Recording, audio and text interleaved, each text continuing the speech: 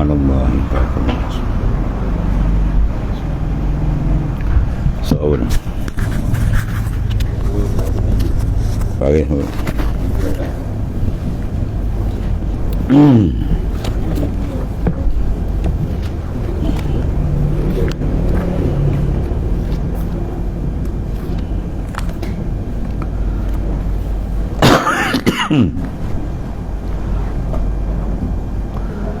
Bismillahirrahmanirrahim. Qala mu'alif qala sallallahu alaihi wasallam. Dan sunat diam serta mendengar situ pada kedua khutbah, kerana firman Allah Ta'ala, wa iza quri'al Qur'an fastami'u lahu wa ansitu. Dan apabila dibacakan akan Quran, yakni khutbah dimasukkan sini, pada dalamnya ada pesanan daripada Al-Quran, maka dengar oleh kamu baginya dan diam kamu. Dan kata mufassirin, ayat ini diturunkan dalam khutbah. Ayat ini diturunkan di dalam khutbah. Tetapi apabila memberi salam orang, maka wajib menjawab. Ya, dia tengah mendengar, tiba-tiba memberi salam, wajib dia jawab semata, menjawab salam, sama ada bagi khatib atau lainnya. Dan sunat menjawab akan orang yang bersin, yang mengucap alhamdulillah dengan katanya ya rahmkallah, mengatakan suara dengan selawat atas Nabi sallallahu alaihi wasallam dengan baca khatib innallaha wa malaikatahu yusalluna 'alan nabi. Menjawab ya rahmukallah. Kalau dalam semayang boleh, tapi kena ubah dhamir kaf dengan hu, yarhamhullah. Kalau yarhamukallah batal semayang, dalam semayang tak boleh, sebab dengan menggunakan kaf lil khitab tak boleh digunakan dalam semayang, kecuali pada Allah dan Rasul sahaja. Ya, itu mana sunat jawab. Dan mengangkat suara dengan selawat atas Nabi SAW bila khatib membaca innallaha wa malaikatahu yusalluna 'alan nabi, orang mengamai selawat, ya, sallallahu alaihi wasallam ya Rasulullah, Allahumma salli alaihi wasallam. Ikut dah apa-apa selawat, ya, sunat dijawab. Ni kata innallaha wa malaikatahu yusalluna, mestinya tidur. Ya, sunat jawab tu. Sekira-kira kedengaran orang yang hampir dengan dia lah setakat tu. Jangan ketahui ilmu kata setengah tadi. Dan ketahui dengan kata sunat diam pada keduanya ketiadaan haram berkata-kata. Sebab sunat, ibarat kata sunat, bukan wajib. Apa makna sunat? Ma yusabu ala fi'li wala yu'aqabu ala tarki. Barang diberikan pahala bila buat, tapi wala yu'aqabu ala tarki, tidak diazab apabila kita mengerjakan dia. Itu makna sunat, meninggalkan dia tak jadi dosa. Jadi faham daripada situ ketiadaan haram berkata-kata pada kedua khutbah, tetapi makruh jur, ya, bila makruh luput pada Jumaat ni.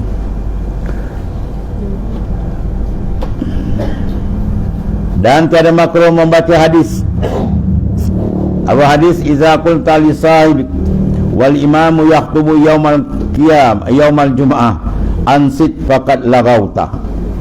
Apabila berkata-kata engkau bagi taulan yang sekedudukan engkau dan imam membaca khutbah pada hari Jumaat, maka sebenarnya telah sia-sia. Yani tiada engkau tinggalkan adab, dan tiada tertentu demikian itu dengan 40, tetapi segala yang hadir padanya bersamaan juga. Ya, mana jangan dia berkata-kata lah.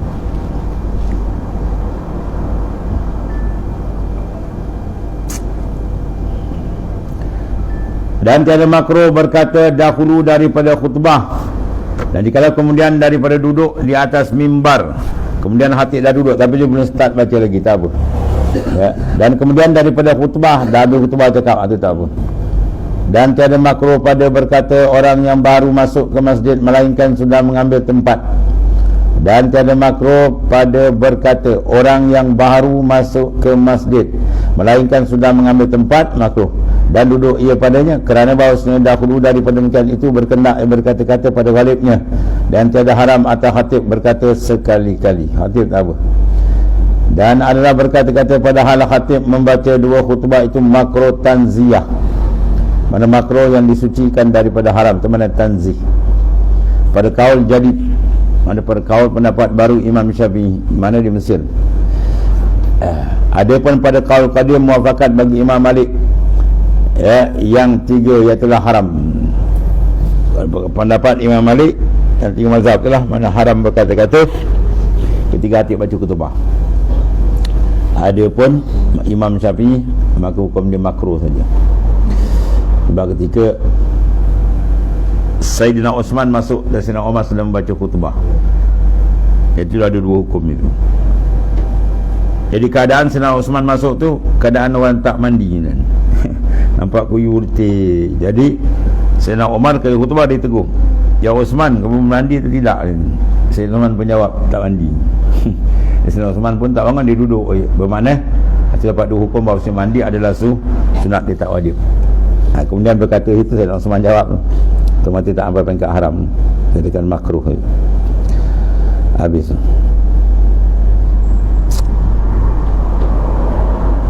Dan ada pun perkataan Bilal kemudian daripada hadis. Ada pun perkataan Bilal kemudian daripada hadis, "Ansitu ya atau jaru asabakum." Ansitu atau jaru asabakum. Mana ansit, mana diam oleh kamu, ya, maka diberikan pahala, ya. Asabakumullah, memberi pahala kamu. Ataupun ansitu wastami'u wa ati'u rahimakumullah, ya, ansitu naklah kamu diam dan dengar serta taat. Ya, jadi perkataan Bilal kemudian daripada hadis. Dibaca hadis tu kan mula-mula tu, iza qulta li sahib wal imamu yaktubu yaumal qiyamah fa ansit faqad laghauta. Itu hadis. Jadi lepas hadis tu dibaca pula, ansitu wa asmi'u wa ati'u rahimakumullah, maka itu bid'ah yang mazmumah. Ada wajib ini? Masjid ada je? Ada? Tak ada? Pula tak ada pula. Masjid Pulai ada wajib kan? Dia dengar tu Tok Bilal baca. Bukan tak? Tapi terjemah dia, diamlah kamu dan dengar serta taat, mudah-mudahan kamu diberi rahmat. Ada tak aja? Ada? Ada. So kita go dia. Bilal tak payah baca. Ni tak ni mazmumah, bid'ah yang mazmumah. Yang mana bid'ah yang dicela oleh syarak. Sebab apa? Hadis dah ada tidak dah. Kan hadis ada tadi. Hadis kata apa? Iza qulta li sahibik wal imam yatubu yaumal jum'ah fa ansif faqad lawta. Hadis dah kata maknanya apa? Bila kamu cakap dengan sahabat kamu pada hal imam tengah baca khutbah, kamu cakap apa? Diam. Itu pun lara. Dah ada cukup, itu faham. Kalau kita tambah lagi apa tu? Insif wa asmu wa ati'u pada pasal kau nambah. Ya. Ni kitab jaga tak payah tambah. Dia cakap dengan Tok Bilal, tak payah tambah. Kerana mandai bid'ah. Bid'ah mazmumah tu. Wah, marah dia. Kau jangan marah, ni kitab tu. Ya. Tak pulai dia ni, kata kau dia. Tak ada. Ke Tok Bilal baca kau tidur. Orang terekam dengar ada tak? Setengah masjid ada ni. Tak boleh kita dengar dia baca ni. Diam oleh kamu dan dengar oleh kamu dan taat, mudah-mudahan kamu dapat rahmat Tuhan. Kan? Tu. Itu dipanggil apa? Bid'atun mazmumatun, bid'ah yang dicela oleh syarak. Kerana apa? Yang menyeruakan maksud dengan diam serta lupa dia pula diam. Dia suruh dia wadah dia pula cakap. Maka itu pertama-tama orang yang berkata-kata.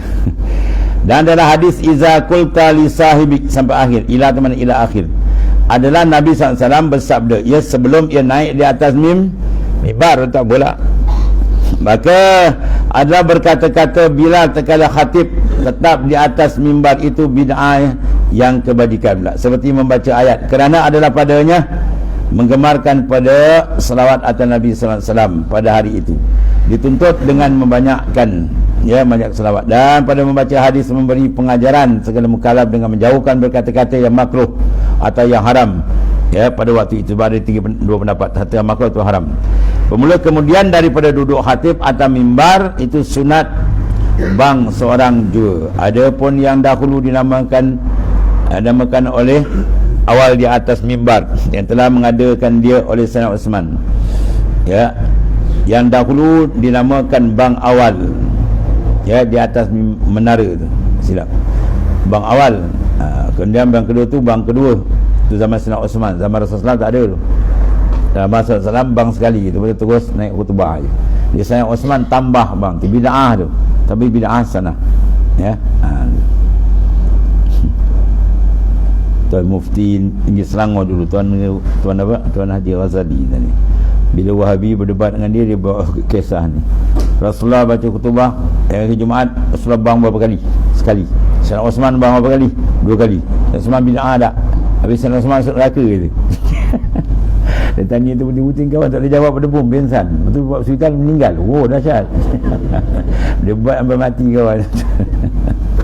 Jadi maknanya bid'ah tu banyak bagilah. Ada bid'ah muharramah, ada bid'ah mandubah, ada bid'ah disunatkan, ada bid'ah yang diharam. Tengoklah. Kalau menyalahi kaedah itu haram. Kalau tak menyalahi kaedah umum tu tak ada apa. Jadi Sayyidina Osman ditambah bang 2 kali. Kata kil Sayyidina Muawiyah, ya, kerana banyak manusia, sebab manusia ramai, jadi bang tu sempat mereka dapat tu bang kerja. Mereka datanglah. Kerana itulah disimpankan atas bang pada menara. Disimpan apa? Mana diikhtisarkan, diringkaskan. Bang pada mimbar itu afdal, melainkan kerana hajat. Seperti terhenti berhimpun mereka itu atas bang di menara. Tu. Orang pun tak dengar kan? Itu baik, itu bang di menara pula. Sekarang orang tak banyak menara, mic banyak. Apa besar suara. Suara kat atas, orang kat bawah. Bid'ah dah tu. Jangan tak? Zaman Nabi mana ada? Bid'ah dia tak ada apa tu kan. Itu kalam si Suhaim pada Syara Abdul Salam. Habis. Syahadan makruh tahrim. Tadi makruh tanzih. Makruh tanzih tak jadi haram. Makruh tahrim ni haram tu. Atas kata pada Hasyiah Jamal. Dalam kitab Hasyiah Jamal kata haram tu. Dan haram atas kata Syekh Ibn Hajar pada Tuhfah dengan ijma' seperti kata Syekh Mawardi. Imam Mawardi mengerjakan sembahyang sunat bagi segala orang yang hadir. Kemudian daripada khatib, ya, kemudian daripada khatib di atas mimbar. Khatib di atas mimbar bagi sembahyang sunat lagi, haram kemudian. Lagi tidak sah kata setengah ulama. Bagi siapa? Bagi orang yang telah hadir. Dia datang dari awal lagi, pukul 11 datang. Bila orang sembahyang sunat Jumaat dia tak bangun. Bila khatib main atas mimbar nak khutbah, dia pun sembahyang usalli. Hukum dia haram tu.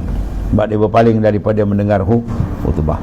Ada pun orang yang baru datang, itu dibenarkan tapi ringkaskan. Dia datang lewat kan, khatib tengah khutbah, dia masuk, dia terus sembahyang. Yang afdal dicantumkan dua, usalli sunnatul jumaah qabla al-jum'ah ma'a tahiyatul masjid. Saja sembahyang sunat qabla jumaah serta tahiyatul masjid. Cantum 2 boleh. Sebab tahiyatul masjid ibadat yang ghairu maqsudun bizati, dan tak dikasatkan dengan diri dia. Ya.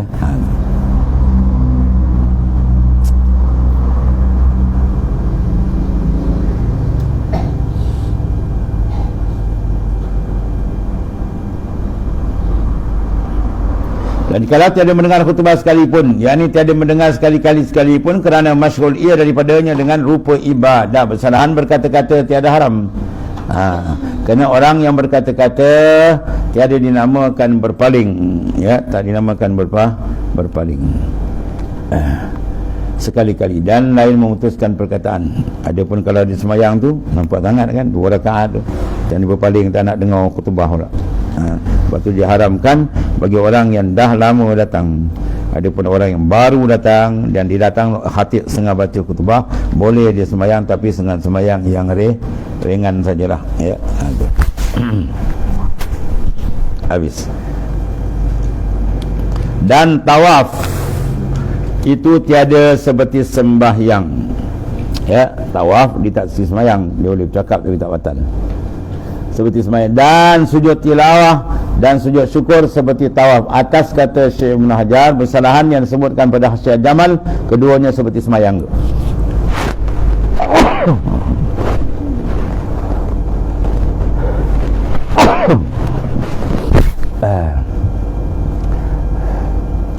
Satu lagi, dan wajib atas orang yang ada ia dalam sembahyang.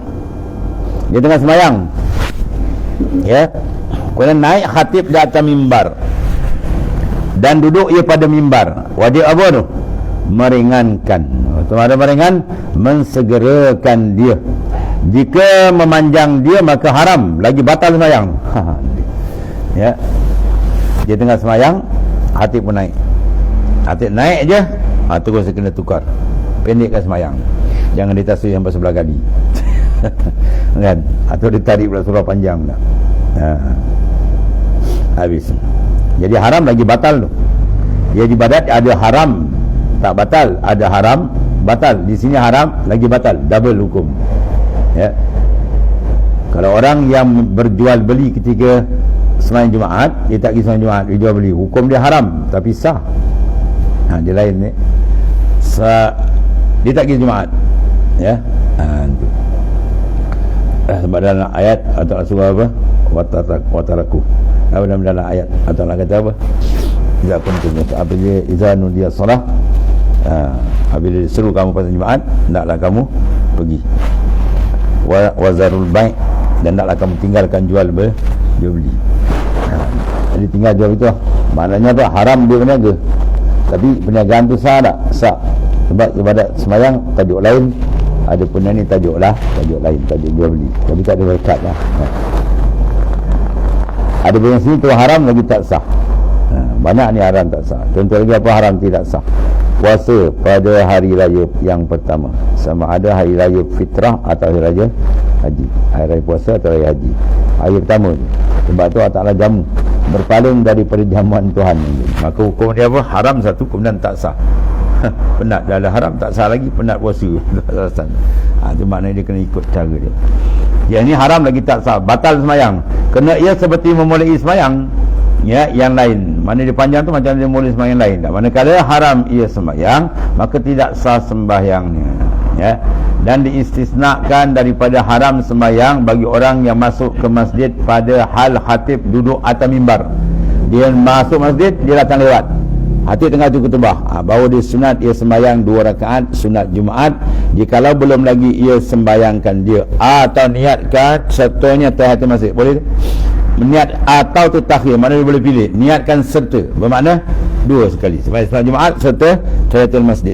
Salli sunatan qabla Jumaat ma'atiyatul tahiyatul masjid. Niat dalam hati, tak mudah.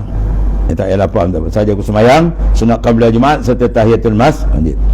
Atau diniatkan tahiyatul masjid 2. Ya, boleh juga. Kemudian disemayangkan sunat Jumaat qabliyah, kemudian daripada Jumaat.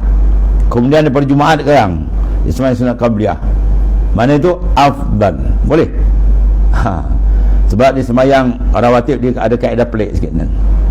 Ya, masuk waktu berlainan, habis waktu bersamaan. Ya, qabliyah masuk waktu dia zuhur misalnya, qabliyah masuk zuhur, kan. Ba'diyah ya, lepas semayang zuhur. Tapi dua-dua waktu ni habis dia sama, habis waktu zuhur. Bukan qabliyah tu habis dia dengan kita semayang zuhur. So tak. Ya, kita tak semayang qabliyah. Ya, Jumaat tadi. Kita masuk aja, kita main tahiyatul masjid. Kemudian putus semayang Jumaat. Lepas semayang Jumaat boleh tak? Boleh. Dan boleh cantum sekali. Usalli sunatan qabla Jumaat ba'diyah. Maknanya boleh aku semayang sunat qabla Jumaat dan ba'diyah. Berapa rakaat? 4 rakaat. Misalan. Boleh straight tu satu salam tak? Ya. Selepas asar dibuat selepas sembahyang asar. Apa pasal dibuat sembahyang asar? Apa pasal tak tengok awal? Dia sunat, dia tengok tu. Haram kita sembahyang, Nabi kata la salatal ba'dal asri, la salatal ba'das subuh. Tak ada sembahyang lepas subuh, tak sembahyang lepas asar. Maka ada 3 waktu situ. Ulama bagi tengok sunat. Yang dikatakan haram kalau sekiranya sunat itu dipanggil mutaakhir. Sunat tu kendian. Sebab dia mutaakhir. Kalau sebab dia muqarin atau sebab dia mutakaddim boleh. Ya. Sunat dia mutakaddim. Contohnya apa? Ya. Sembahyang qada. Kan? Dia qada dah lepas dah. Tiba-tiba dia nak sembahyang lepas asar. Boleh. Ya, pernah Nabi buat tu. Nabi tak sembahyang ketika itu layan tetamu. Sunat qabliyah Nabi tak buat, lepas asar Nabi buat. Ya, Nabi ada buat. Sebab sunat tu dulu. Kalau sunat yang mutaakhir tak boleh. Contoh dia sebab dia mutaakhir. Contoh dia apa? Sembahyang sunat safar. Bila sunat safar maknanya apa? Sebab dia kemudian kita semayang dulu, lepas tu buang kat beg. Sebab kemudian tu tak boleh. Ada pun sebab yang muqarin, yang sentak, tak apa. Contoh dia semayang gerhana, tu tak apa. Ya, lepas asar gerhana berlaku, kita semayang, padahal lepas semayang asar tak boleh semayang kan. Tapi sebab tu serta. Jadi dua je lah yang boleh. Sebab yang mutakaddim dahulu dan sebab yang muqarin. Sebab yang menyertai boleh. Ada pun sebab mutaakhir, kemudian tu tak apa, tak boleh. Habis. Jadi kalau belum lagi ia semayangkan dia lah, atau niatkan sertanya tahiyatul masjid boleh, dan diniatkan tahiyatul dua pun boleh, kemudian daripada semayang Jumaat qabliyah, kemudian daripada Jumaat boleh juga. Tapi itu afdal, ya afdal itu dibuat kendihan. Dan wajib ia menyimpankan, mana dia meringkaskan atas 2 rakaat saja yang datang lewat, jangan ditambah lagi. Dan atas yang wajib juga, tiada wajib bersegera akan dia, cuma jangan panjangan. Dan dia tu murad dikendaki daripada meninggalkan memanjangkan keduanya, pada uruf lah, pada pandangan ramai kita tak panjang tu. Tatkala itu harus ia mendatangkan surah yang pendek, inna ataina ke qul Allah ke boleh, seperti kata Syekh Ali As-Subramul Lasi. Habis. Kemudian dan tiada sah diniatkan 2 rakaat itu yang lain daripada tahiyatul masjid, wallahu a'lam.